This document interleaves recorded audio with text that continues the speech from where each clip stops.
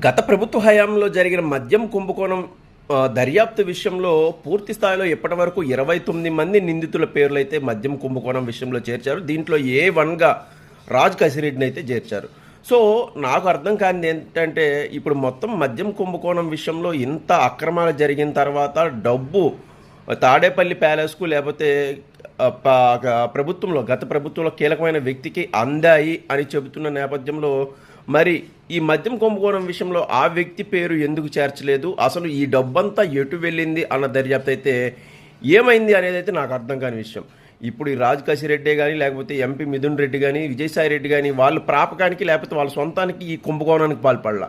కొందరి ప్రమేయం మేరకు కొందరు చేయదగిన అవకాశం ఇచ్చిన మేరకు చేశారు. కాబట్టి ఆ వ్యక్తి పేరు కూడా ఖచ్చితంగా బయట పెట్టాలి. నేరాన్ని చేసిన వ్యక్తి, పురుగొల్పిన వ్యక్తి కూడా బయటపడాలి అని నా అభిప్రాయం.